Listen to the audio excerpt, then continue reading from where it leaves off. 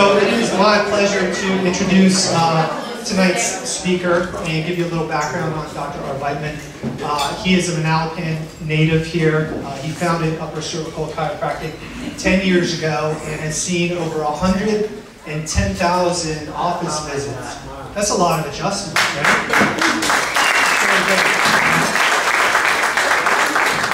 So I really couldn't imagine the health of our community and the health of some people that had never come into contact with the practice, so really special. He's a graduate from Logan College of Chiropractic, and he consults with practices all over the country. He speaks at professional events, upper cervical conferences. He's kind of one of the who's who in chiropractic, so we're really lucky to have him. And I've been certainly very fortunate to join the practice and to learn from Dr. Arbeitman. Right now, he is actively involved in QSM3, which is the technique that we practice. He's a board member. So, I mean, his time is really all in on chiropractic and all in on helping the health of our community. So he's gonna highlight some excerpts from his book called The Gift of Hope, The Path to Healing Through Upper Cervical Care. So let's give it up for Dr. Larry Arbeitman.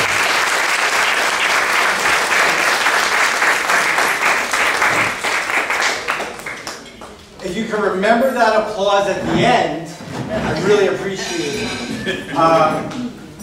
It's hard to follow that, but first of all, I just want to say from the bottom of my heart, thank you. I'm honored to serve you this evening. I've got the responsibility to make this evening worth your while, because I know there's baseball on TV. I know there's got to be a reality show on TV. But there's a lot. Okay? Survivor, okay. But you know what? This is the true Survivor. And we're going to have a conversation tonight that is hopefully going to educate you, inspire you, empower you, and we'll even feed you too. So that's good. Now, by a show of hands, how many people in here want to be healthy and happy? Awesome. We all have something in common now. So if you don't know your neighbor, now you have something in common with them. How many people, by a show of hands, have a birthday? Awesome. So if it's not your birthday today, what I want you to do is reach into your pocket or reach into your purse and shut the ringer off on your cell phone. So we know when your phone rings, we'll all sing happy birthday to you. Isn't that awesome? So the purpose of tonight is twofold: to say thank you to the guests for allowing us to take care of you. Many of you, it's been months. Some of you, it's been many years. It's also to introduce other members of our community to our unique healing heart called Upper Cervical. And I believe you're going to have one of the greatest opportunities this evening in healthcare, and we'll talk about that. Now, you may be wondering, why a chiropractor? Why this dinner? Let me ask you a question. How many of you have had your internist take you out to dinner? Hasn't happened. But here's the truth. Here's the truth. I believe beyond a shadow of a doubt that we save lives with upper cervical care. And you may be saying to yourself, huh, that's a bold statement. It's not like, God forbid, if there was a car accident out here on Main Street and the person's arm was severed and blood was coming out, that you rush them in here, put them on the floor, and adjust them, and we save their life. It's not like that. Think about this. We've done this event now once or twice a year for the last 10 years. We had an event upstairs about 7 years ago with 120 people there, and there wasn't a dry eye in the room as Pat, the mother of Stephanie, is telling a story of her daughter's recovery. And I tell this story because it changed my life and many others' lives too. Stephanie was a grade A student. She was a junior at Freehold Township High School. She was a varsity gymnast. She went out, do you guys mind if I take this off? Of course not. Just a jacket.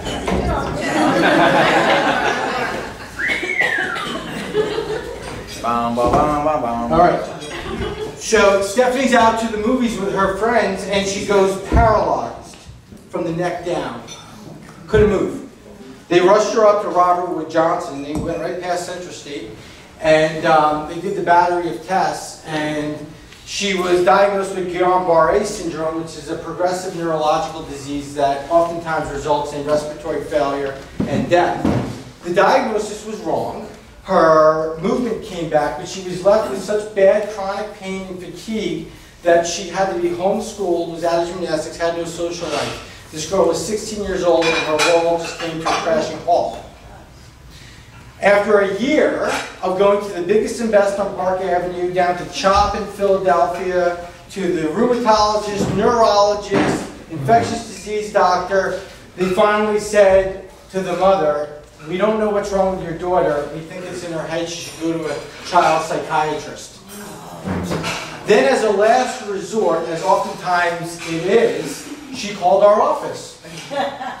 And I was a new practitioner. And she told me the story with more detail, and I said, you know, I don't know whether or not I can help your daughter, but I know that in a moment she was well, functioning well, in the moment she wasn't. And if we can figure out what's interfering with her nervous system, we may be able to help her. And fast forward now, probably about 8 or 9 years, Stephanie ended up on a full scholarship to Seton Hall. She's now a speech pathologist. She lives in Jersey City. She just got engaged. She drives down to the office once or twice a month for maintenance care. That's a life saved. Now, I will tell you that when we started working with Stephanie, it wasn't like we adjusted her and boom, she went back to school, because that's just not how healing works. Her body had to come back online. And so I remember she first went back to school. Then she started to go out with her friends again. Then she went into the gym. Then she started to tumble. And I'll never forget the day the front door burst open and she said, "Dr. Larry, I did giants." You guys know what giants are? That's when they go around the uneven bars. And they'll bring a tear to your eye because we still see this beautiful girl. And I think about every day how many Stephanies there are in our community that didn't find out about this, that are leading a very different life right now. And there are many stories, many, many. In fact, we have a meeting as a team every week, and during that meeting there's a little portion that we call our magic moments. And it started out that I wanted my staff to hear the things that the doctors were hearing in the rooms. And now as we go around the table, not only do the doctors share the stories, the staff every week has a magic moment from the prior week. Because we are saving lives. There was another young girl from Red Bank who was a chronic migraine and headache sufferer, out of school. Mother drove her to the office when she was 16 years old. She got upper cervical care. And as you can imagine, the clouds parted, the angels sang, and she got better. And she went on to college in Philadelphia, and she graduated from college in Philadelphia. And then she got a job in New York City working for Martha Stewart's firm. And if you're a new graduate working in New York City, do you think you work 40, 60, 70, or 80 hours a week? She was a little stressed. She went to the doctor. She said, "Doc, I have anxiety and stress, and I have to, do my job." So what did he do? What's the most commonly prescribed class of medication in our country? Antidepressants. So one day, remember, she's living in New York City. I come out of my office, this is in the old office, and I can see the reception area, and I see Sarah, and I see her mom, Jane, sitting there, and I haven't seen Jane in years since she used to drive Sarah to the office. So right away, my gut dropped. I knew something wasn't right. Then I see Sarah get onto a walker and literally come down the hallway like this. And as I go into the room, and I get down on a knee, her legs are flapping like this. And I said, "Sarah, what happened?" She said, "Dr. Larry, I had a really bad health month." She told me the story with more detail than I just told you. She said, "And they gave me Lexapro, and it damaged my brain." And she has an upper motor neuron lesion. Out of work, couldn't feed herself, couldn't walk, had to move in with Mom. I said, "Sarah, I apologize for not doing a better job educating you through the years, because if I had, maybe you would have came to us first, but thank God you're here now, and I'm going to do what I always did for you. I'm going to check your nervous system and get some pressure off of it." And as I'm adjusting Sarah, her legs stop flapping. Within 6 weeks, Sarah went on a mission trip to Ecuador, was hiking a volcano. Now I get it. You're thinking, well, those are two really extreme stories. And they are extreme. But they're told to you about two young ladies who I wonder if they would have ever had a career, ever met a man, ever have a family. Those are lives saved with the power of chiropractic. And so in the next 20 minutes or so, we'll come full circle, and I'll explain to you just how it's done. So, by a show of hands, how many people here want to be sick? Okay, thank you for not raising your hand. Here's the hard facts, guys. A third of Americans are living with a chronic illness. So when everybody look to your left, just humor me. Don't do it too much, I want to hurt your neck. Look to your right. If they look pretty good at you. No, in all seriousness, the numbers are staggering. As a culture, are we getting healthier or sicker? Excuse me, ma'am, can you just, is it hot in here, guys? Or is it me? Can we just get some air? Yeah, it's my hot air. Okay. Are we getting sicker? Here are the hard, hold facts. Hard, hold facts. Cold hard facts. Thank you, Nick. I knew I put you there for a reason. 1 million people are going to die this year in our country of heart disease. A third of Americans, including children, are either diabetic or pre-diabetic. The average diabetic will spend $250,000 to $500,000 more on their health care costs in their life. They will live 8 years less. We consume 2/3 of the world's medication. $300 billion in prescription drug sales in the world. We consume 234 billion of it. The World Health Organization ranks us 50th in healthcare performance. We're the only Western culture that's life expectancy has gone down for men by 4 years. We spend 15% of our gross domestic product on healthcare. What does that mean in people terms? Every time you pay your Verizon bill, go to Starbucks or go to the movies, 15 cents on the dollar goes to paying for the healthcare of the employees of that company. We're all being taxed because of the poor health of our country. And this is why I'm here tonight. Because there's got to be another way. We can't spend our way out of the mess. 48,000. Remember that number. White women have died in the last 11 years in our country due to prescription painkillers. You didn't hear that stat on the news, did you? It was in the Washington Post on March 5th, 2015. 13,000 people, Americans, died in just the year 2013 from prescription painkillers. That's not even including the people who became addicted to heroin because it's a gateway and it's $80 to buy a Percocet on the street and $5 to buy a bag of heroin. We got a problem and nobody's talking about it. And I get it, 5 cases of Ebola and it's national headlines, right? And there's every human life is so important. So those 5 are just as important as the 48,000. But can you see how the conversation isn't being had? And I think about every day, all of the people that we've been able to help, or the people actually who aren't being helped in our community that are taking those pain pills, and those are people's mothers, aunts, daughters. And perhaps if they were under care, they wouldn't need the pills. We've seen so many of our patients not need the pills. And then the son or daughter watches mom take pills and then takes the pills out of the cabinet and then becomes addicted and overdoses on heroin. And you know I'm not making this up because this is mom within Ocean County, right? This is a big deal.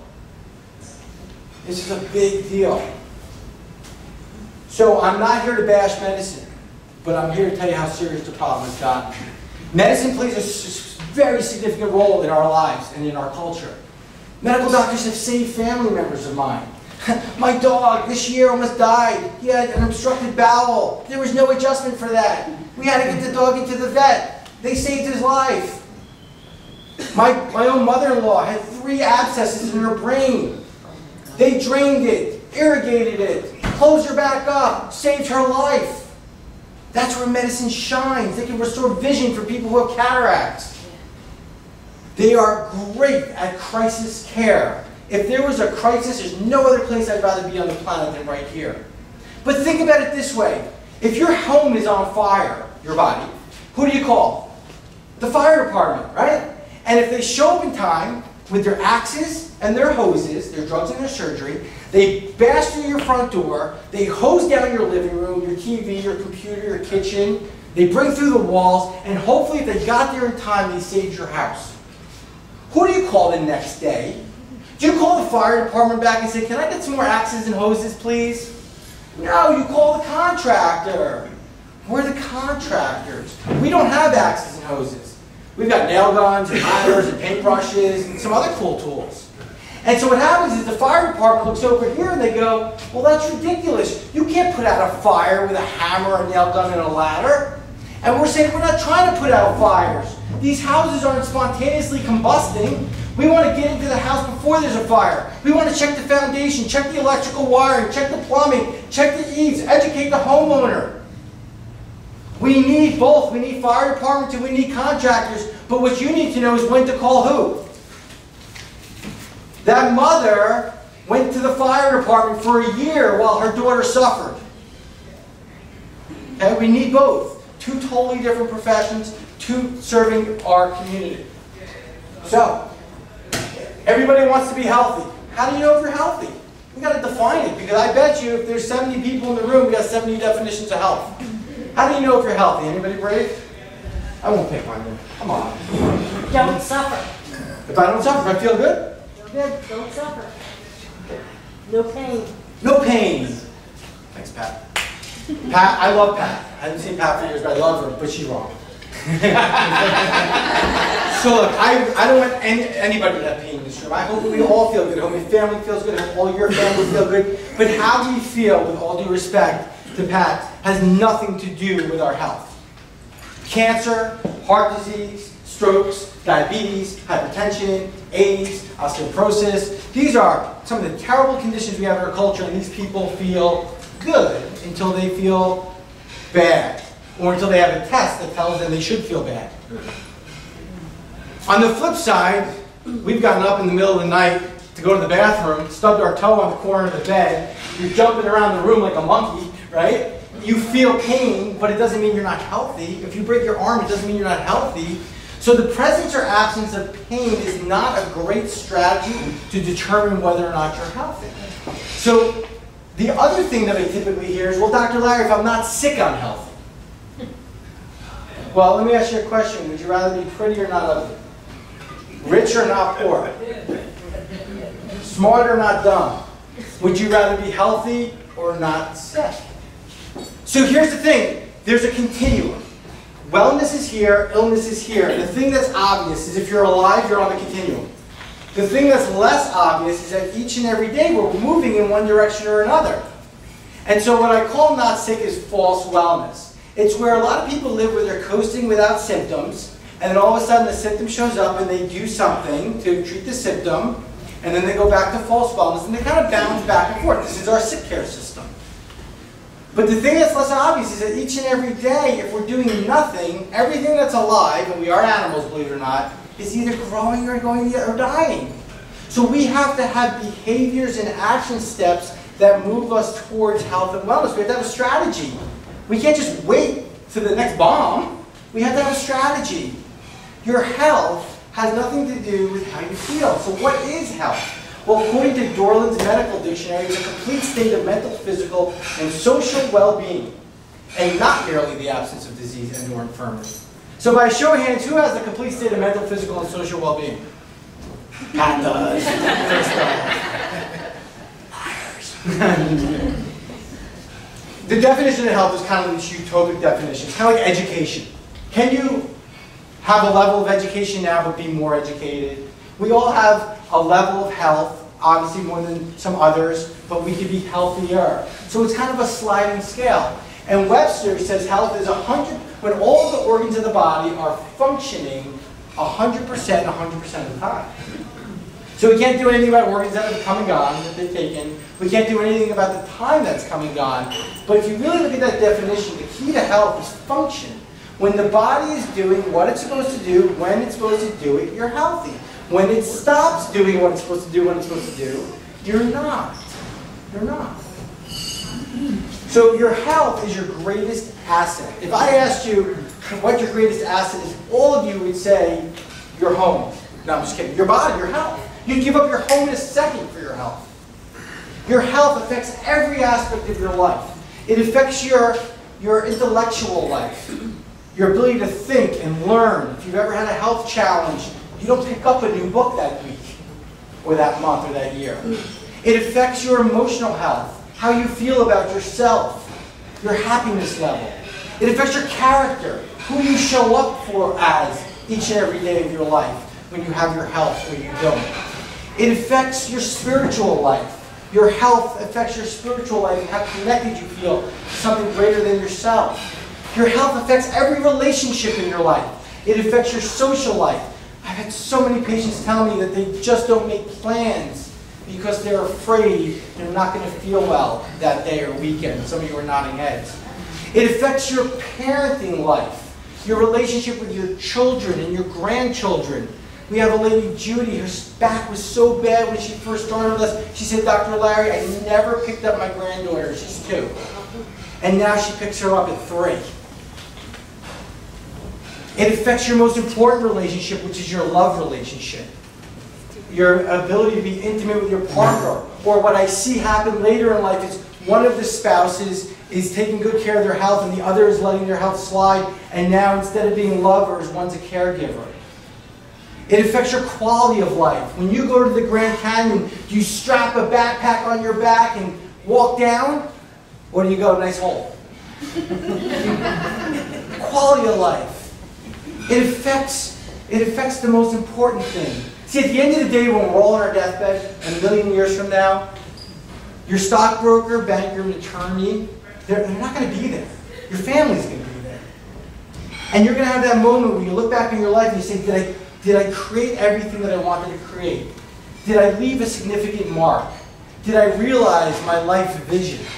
That's what's at stake when we let it slide. That when we give our health or the responsibility of our health to someone else, like a doctor, an insurance company, or a government. You are responsible for your health. And you have the ability to change it and to move forward. How many people in here are healthier now than they were 5 years ago? That's awesome.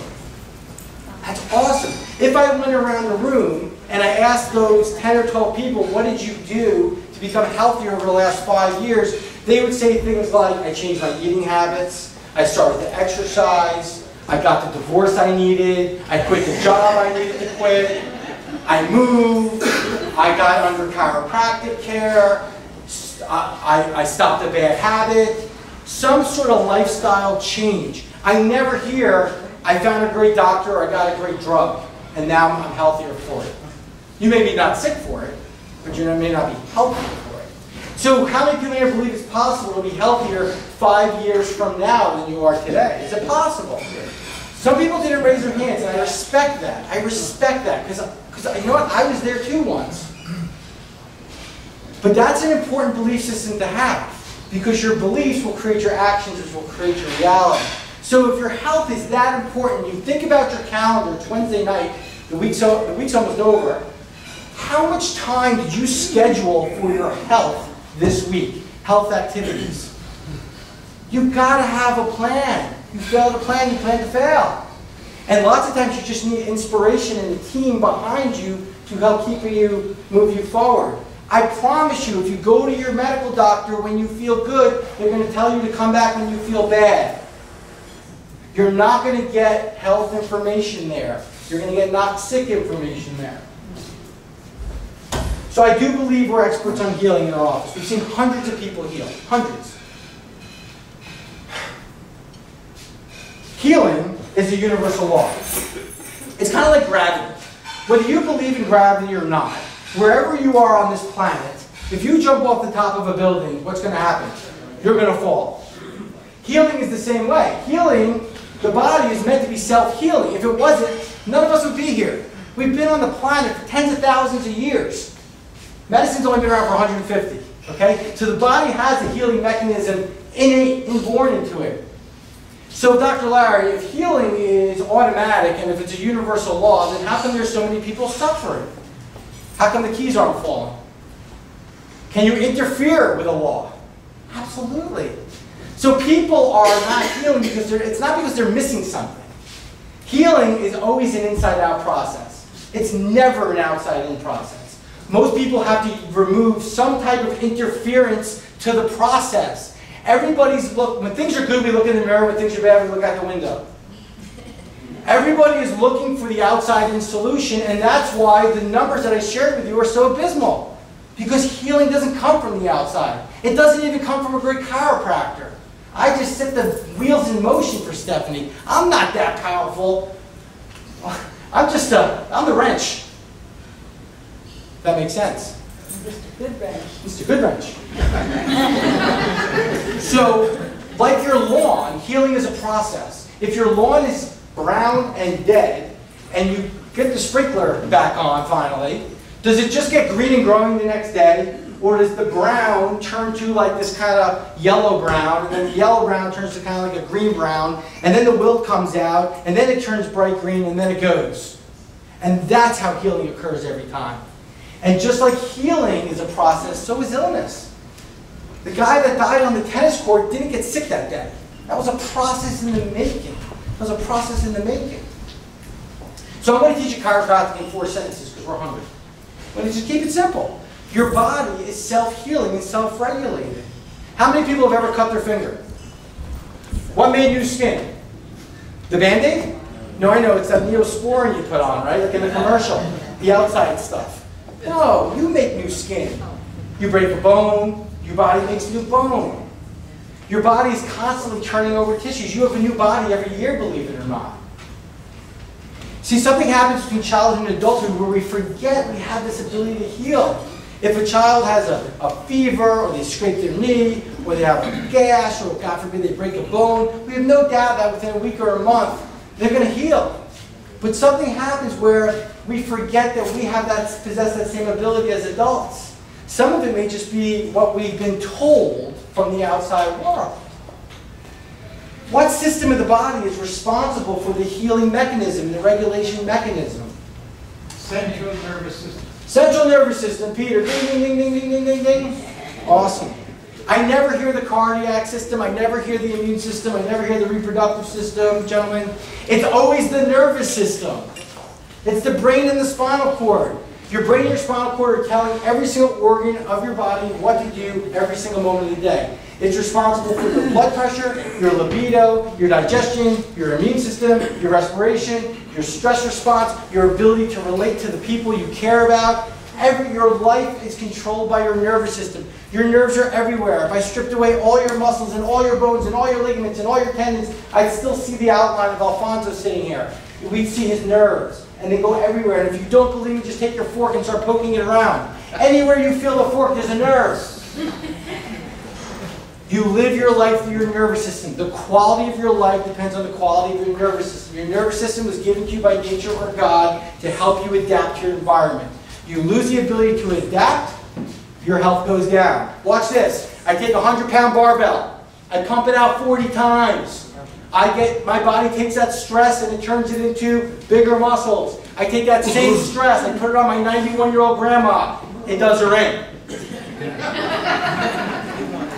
But think of the metaphor here. What's the difference? It's the same stressor. My body has a better ability to push back and adapt to the stress and get stronger than hers. When the Titanic ship went down, half the people survived long enough for the lifeboats and half didn't.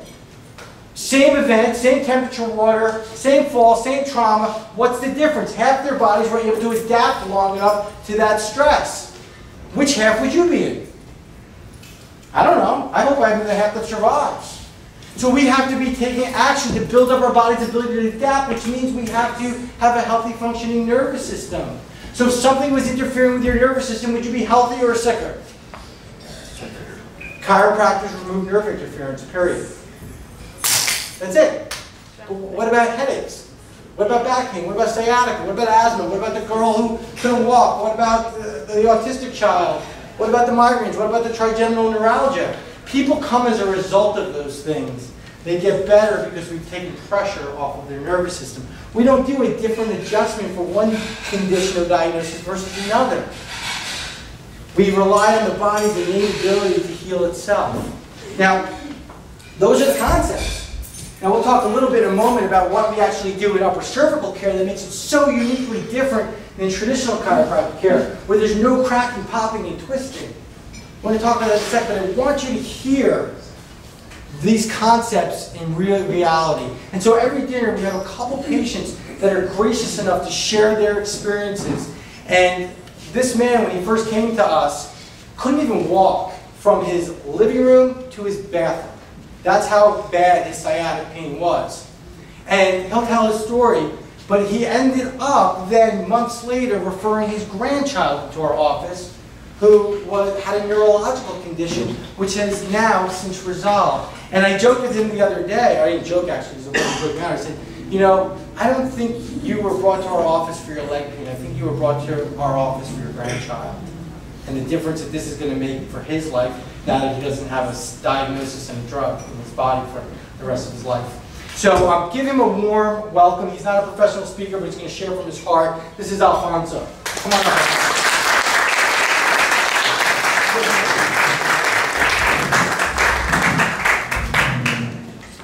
You can sing too if you want. Good evening, everyone. About 9 months ago, like I said, 8, 9 months ago, I started. Hold it up to your mouth. Well, 8, 9 months ago, I think the turtle was sitting there. Hello? Hello? Yeah. I got it. Here, just take this. It's okay.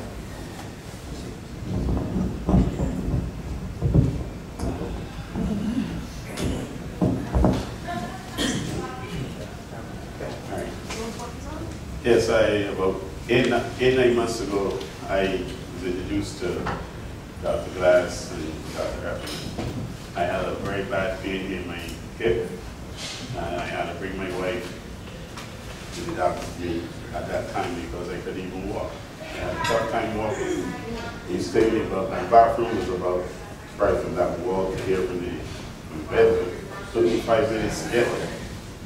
And after the third adjustment, matter of fact, 80% of that pain was gone. Okay, 2 months later, I had no pain at all.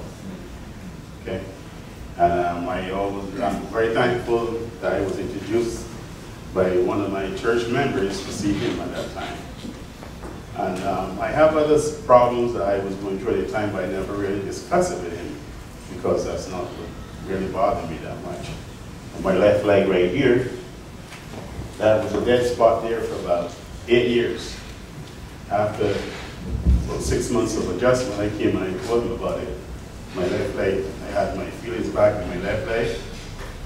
My blood pressure normally was about anywhere between 145 over 90-95.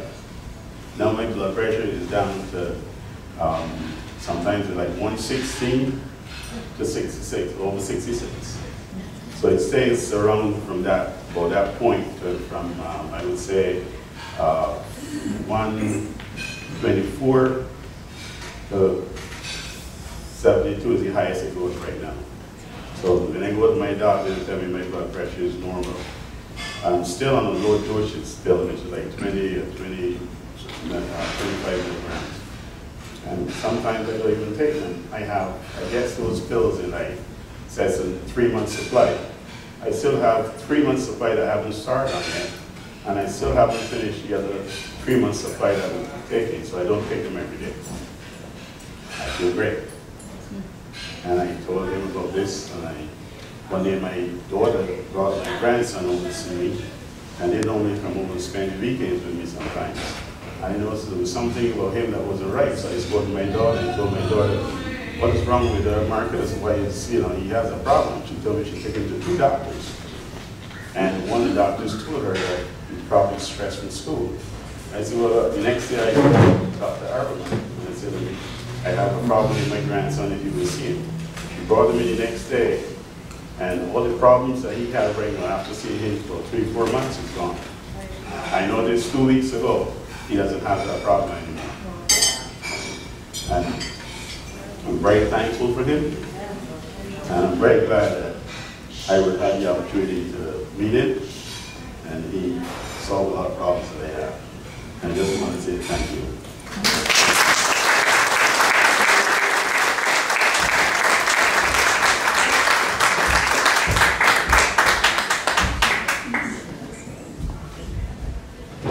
Again, it's not me, it's your body that did the healing. I take no credit for it, and it's your grandson's body. Dr. Glass and I are, again, just the instruments. So, let's say you buy this into this. Like, okay, so if something interferes with my nervous system, then I suffer, and that's why I'm not healing. Like, what is that? In chiropractic, we call it interference of subluxation. You call it stress. It comes in 3 forms: physical, chemical, and emotional. 90% of chronic illness, according to the CDC, is stress-related. I believe chiropractic came around at this point in history because this is when humanity needed it the most. Stress is at the highest. The diseases that we suffer from are no longer infectious diseases. They're lifestyle and stress-related diseases. And you may be wondering, why kids? Why kids? We take care of probably about 20% of our practice is pediatric. And I wish it was 80% pediatric and 20% adult, but the culture isn't there yet. But why would a child need a chiropractor? They don't have back or neck pain. Well, let me tell you something about this generation of children. They're the sickest generation. 1 in 5 have a mental health diagnosis. ADD, ADHD, OCD, PDD. 1 in 10 are asthmatic. That's a $50 billion a year industry just to maintain it. These children do amazing under chiropractic care. 1 in 28 boys in our state are on the spectrum, on the autism spectrum. 1 in 28 boys in New Jersey. 1 in 46 children nationwide are now autistic. The children have high hypertension, they have high blood pressure. The children have more stress. It's a perfect storm on their bodies than our generations had on their bodies. And so, when we take care of a lot of babies, why would a baby need to get checked? 80% of babies, after an uncomplicated vaginal birth, have a misalignment of their upper neck. Have you ever been to a live birth? The doctors are trying to get baby out of mommy, but if I gave you an infant, what would the first thing you would do is hold their head, because they can't hold their head up yet. But yet we just turned 180 degrees to get the baby out. 90% of cesarean babies have misalignment of their upper neck, because they can use 60 pounds of force to extract the baby out. That's equivalent to tying a 60-pound weight to their infant's ankles and lifting them up by the head. You don't believe me, go to YouTube and watch a normal cesarean. I don't know if people do it, but I've done it. It's a serious, serious thing. And then I have 2 little ones. My son, he's going to be 1 in 2 weeks. When he first got the trunk strength to sit up straight, he kept falling back on his head. His dad is a chiropractor, though. Every other parent doesn't think twice about it. Just because there's no blood doesn't mean there wasn't an injury. My daughter, falling off the couch, going into the headboard. She does gymnastics. She likes to show me how she can flip on her head. By the time I sit down with you at 30, 40, 50, 60, 70, and we look at your x-rays, you don't even know the amount of traumas to your spine. And so when Jade, my daughter, first got her teeth, my wife said, I got to take her to the pediatric dentist. I said, honey, you know she's not going to keep those teeth, right? But we don't think it's crazy to take our child to the dentist before they need 4 root canals. Why would we wait till they have herniated discs and they're suffering a pinched nerve? And if their spine and their nervous system is responsible for their growth and their development, doesn't it make sense to make sure their nervous system is clear from this point in their life, Marcus, for the rest of their life? Just like any other part of their body that you would maintain. The children are sick. They need to make sure that they don't have interference to their nerve systems. The beautiful thing about upper cervical care, and there's many, is just how gentle it is. Just how gentle it is. We don't crack, we don't pop, we don't twist. So what makes the upper cervical area really unique is you have a bone there called the atlas. It's named after the Greek god that held up the world. It holds up your world. And this is where your brain meets your spinal cord. Every single message, trillions a second, go through this hole in your head. Your dad was right, you do have a hole in your head. And what makes the atlas unique is it doesn't have a disc above it or below it. It doesn't have these funny interlocking joints. It's free floating. It's only suspended by muscles, tendons, and ligaments. And it only weighs 8 to 10 ounces. It allows us to turn our head all the way. But because it's not locked in, and it's so freely movable, it's the first and easiest vertebrae to misalign early in life. And once the atlas tilts and twists, you don't walk around like this with a crooked head. Your body then starts to tilt and twist and compensate. So this is the process, guys. There's a trauma. It throws your body off. Your head tilts. Gravity. Everybody's worried about gluten and measles. You should be worried about gravity. Gravity is a compressive force that's constantly working on our bodies. And it's like a Pepsi can. You can take a Pepsi can, you can press it down, it won't collapse. You twist a Pepsi can, what happens? So your body goes off center, it turns, gravity works on you for 10, 20, 30, 40 years, and this is the process, right? We see it with our moms and our grandmas. They're collapsing forward. People are collapsing quicker because of our lifestyle now where everything on the front is short and tight. This compresses your discs, it compresses your hips, it compresses your knees, it compresses your nerves, it compresses your heart, it compresses your digestive system, it compresses your lungs. Is this person healthy or is this person healthy? Come on, this is common sense. There's no doctor in healthcare that's correcting posture. Yet, 90% of your brain's energy goes towards maintaining your body upright against gravity. And so when people come to us and we do an x-ray or look at an MRI and you have a bad C5 or a bad L5 disc and the orthopedist said it's part of aging, ask the orthopedist how old the other ones are. Or if you had your right knee replaced, it's not because of aging, how old's your left knee? So it's mechanical, it's so logical, but it's ridiculous that we're missing it. So you go off center, you compress, you twist down, it leads to progressive wear and tear, abnormal movement patterns, and then the pain comes years later. Everybody's trying to treat the pain, which is trying to fix the rotten fruit, when we're saying we got to get back to the root, which is the original trauma. Nobody's doing healthcare. We're the only game in town that's doing this. We're the only game in chiropractic that's doing this. That's why I travel the country teaching it to chiropractors who are looking for a better way. Now, it doesn't mean that the other chiropractic's bad. They help a lot of people, and they have for 120 years. But a rotary phone will still work, but I'd rather use my iPhone. The work has changed lightning fast pace. And so we have one more practice member that's going to share her.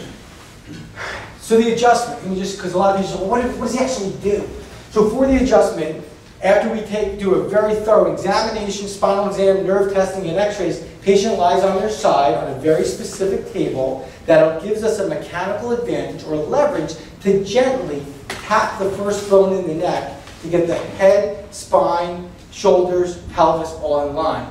People are compressed. You don't want to push into a spring or a Pepsi can that's compressed. You want to pop it up. It's like a jack in the box. You come into us and you're squunched into the box, and what happens when you release the latch on the box? The body springs up. But instead of having one latch on your spine, you got about 50 because of all the years of traumas. And we got to pluck all the latches off so the body pops up. It's a postural technique that's corrected all through the top of the neck. The same way if I had a Pinocchio doll and all the strings are coming up to the top, and just by putting lines of tension on the strings, I can change the position of that doll, right? It all comes to the top of your neck. God lives here. That's why we focus our entire practice. Nobody knows the mechanics of the upper cervical spine greater than us. I believe that. Maybe some neurosurgeons. And there are neurosurgeons now that are cutting out this part to make more room for the nervous system. They do that procedure. It sounds barbaric, but they're helping people with it. But if there's a way to do it without cutting it out, it would be better. Now, one of the most exciting things is Dr. Arbeitman, the medical doctor who invented the MRI unit, is a huge upper cervical advocate. He invented a new MRI machine. It's called Phonar. It's video MRI. There's only 2 in the world. One is in New York. They put the patients with MS, Parkinson's, ALS, autism into this machine, and you can see in every case an obstruction of blood flow and cerebral spinal fluid flow. He's working with an upper cervical doctor in Poughkeepsie named Dr. Rosa. They're adjusting these patients, they're putting them back into the Phonar, and the structure of their brain completely changes. He came out. This is not a shabby medical doctor. He invented the MRI unit. Dr. Arbeitman. He spoke at a conference in New York and in one in Connecticut. He said the underlying cause of neurodegenerative disease, MS, Parkinson's, and ALS, is a misalignment of the upper neck that is not corrected. And the reason why the neurologists and the patients are missing it, on average, in his study, there was 11 years between the trauma and the first symptom. Nobody's making the connection. This is a big thing. It shouldn't be a secret. And can we get a round of applause for the patients who brought the guests? And thank you for not keeping it a secret. So as we wrap up here, there's someone really, really special in the room who I asked to speak tonight. 10 years ago, it was May 3rd, 2005. May 5th, I was getting ready to open my doors of my practice, and guess what? I had no patients. None, zero. So I said, I got to do something. So I went to the Field Mall, and I realized I got to talk to people. So the Chamber of Commerce back then allowed you to have like a little booth or a little table. And I said, okay, I got to meet my community. And I met a lady, her name was Linda, or is Linda, and she was a nurse at Sloan Kettering, and we had a nice conversation. And I said, Linda, why don't you come to the office and we'll see if there's something I can do for you. And that was patient number 1. It's now 10.5 years later, and I still take care of Linda. And I was actually joking with Linda the other day. I said, Linda, there's not too many people around here that knew me in my 20s when I lived with my parents. So I asked Linda to speak tonight, something from the heart, about what her experience, not just physically in the office has been, but the culture of our practice over the past 10 years. Come on up, Linda.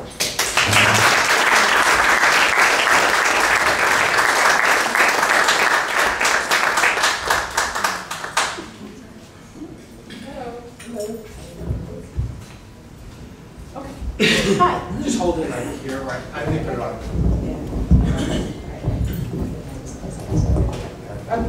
Hi. I am so excited that I'm here tonight. I'm glad that I'm able to walk on my own. What I didn't tell Dr. Larry, I don't know if I ever told him, before I came to him, I was the one in the mall, because I live in the mall. So we were walking around, a friend of mine, and she knew how the problems I had with my back. I've been in several car accidents. I've just had issues. And there was a time when I could not walk. And sometimes my family didn't even know that I had to really crawl, get myself out of bed to get to the bathroom. I found out from a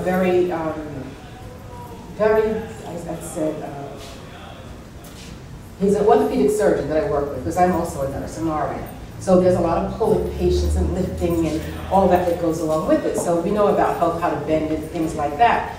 But I found out on an MRI that was done on me, because I'd had this for so long and wondered, what's going on with me? Why can't why am I having this problem? No doctor could find anything. But then there was something seen very tiny on an MRI where I have a fused bone in my back. Okay, so that kept me uneven, it kept me with the pressure, but nobody knew how to treat it. I had never heard of upper cervical chiropractic, ever in my life, and I'm a nurse, many years. Never heard of it, until I came 10 years ago and met Dr.